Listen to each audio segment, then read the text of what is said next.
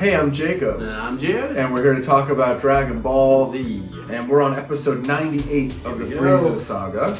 We're getting towards the final act. I was gonna say we're getting there, but we even looked at like, oh wait, we have 10 episodes left, before this Frieza fight. The Frieza fight, Super Saiyan's over 20 episodes long. It's insane. Like, this is an insane battle that I just don't think today's attention span would be okay with having this many episodes focused on one battle. But it's an epic battle. It is an epic battle. And it feels like there's a lot of extensions in this episode. Frieza asked to power up to 100%. Goku lets him do it. Frieza is running away so he can power up, and Goku just lets him. Which King Kai even has an ask where he's not attacking Frieza, and Goku, in normal Goku fashion, is like, well, I want to see this 100%. And each episode, just the power dynamic changing slightly. Like, again, Goku was crushing Frieza. Frieza powers up to 100%. By the end of the episode, it seems like an even fight again. Yeah. So it doesn't feel like, oh, it's over and now there's 20 episodes until the final. Like, it feels like this could go either way still. Yeah. Also, just gotta say, I don't think we talked about the Super Saiyan theme last time. Unbelievable music right there. He's talking about the original dub, guys. But just so everyone knows. God, just how they go into this weird 7-4 timing signature into when it hits 4-4 in the power up. It's done and really in parallel with like certain cool lines of dialogue in this episode and others. Just want to give a shout out. I think that's behind the scenes of making a lot of these episodes more interesting. Episode 99.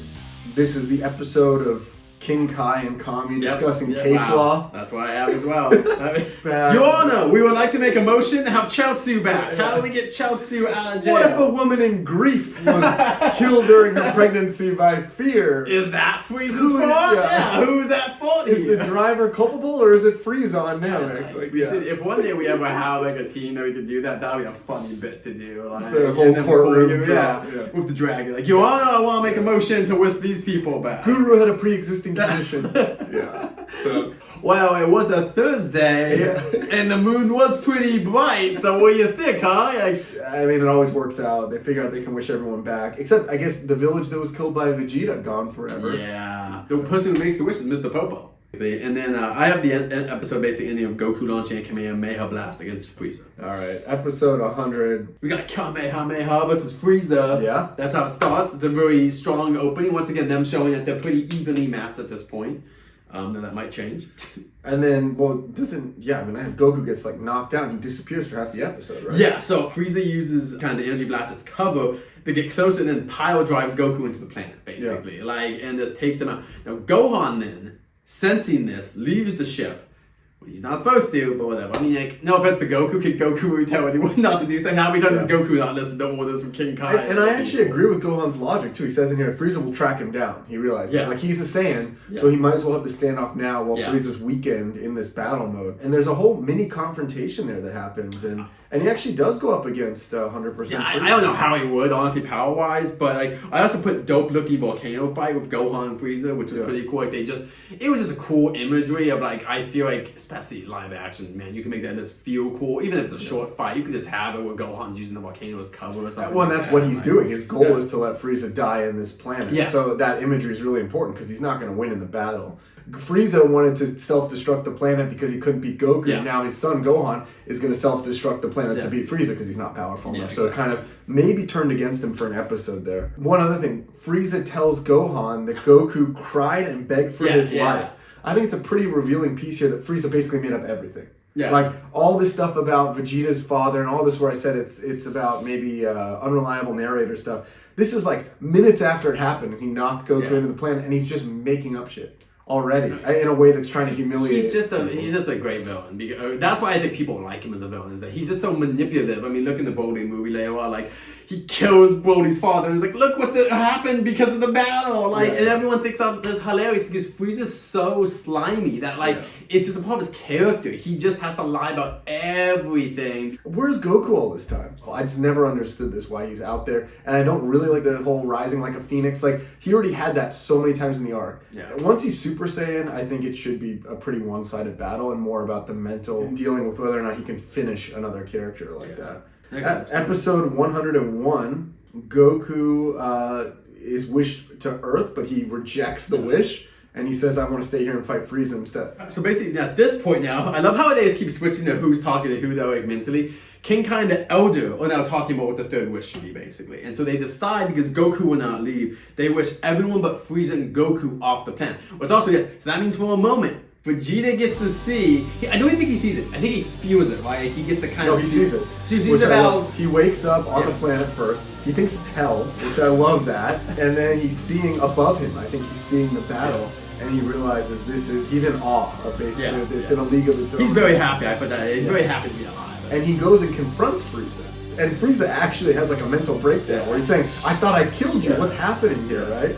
And then he disappears as soon as Frieza's about to attack him because he gets wished to Earth. So I think it is a really fulfilling way of Vegeta confronting Frieza one last time in the middle of that chaos. They see the dragon, Frieza goes, but he can't speak the language. So once again, this barrier to entry, By the way, if you're gonna do this, guys, like obviously, if you're gonna take over an area, let's just say that, like, make sure you know the damn common language of that area before you take it over, so you can at least know or have what's a translator. Exactly. What happened to your scouter, you idiot? And then Goku humiliates him again. He says, you were so close, I could feel it when the Dragon Ball spread out again. So, I mean, this is really just like taunting Frieza. Well, Goku literally tells them about the plan, too. It goes through the wishes. It's like, I am fighting you and also communicating off planet to other people, and we're destroying you. Like, we wished everything that you wished. It's gone now. You will never get these, and I'm gonna beat you in a fight as well. It's like insane, There's just a overkill. lot of revenge. No wonder that Frieza hates Goku so much after this. I mean, Goku has taken the Ginyu Force, all of his minions at this point that are on this planet, so pretty much his best minions, and literally took the wishes from him in front of his face and is beating him as a Super Saiyan. The thing that Frieza claimed was impossible to happen. I mean, it makes more sense rewatching now why Frieza just hates Goku so much. It does. And this episode ends with only 1 minute remaining. So, I mean, what is time? Align your watches. What is time at this point? It's a 20-minute episode. How would you ever stretch 20 minutes into a minute? Like, 102. I have a line I really like. I have Tien, who's like, no one can survive without air, and I put doubt because like Frieza can. You have this whole thing where, like, for some reason they have Piccolo flashing back his relationship with Goku. That's why I took no notes. Yeah. It's a whole flash. It's like I don't say half the episode. It's probably 1/3 the episode.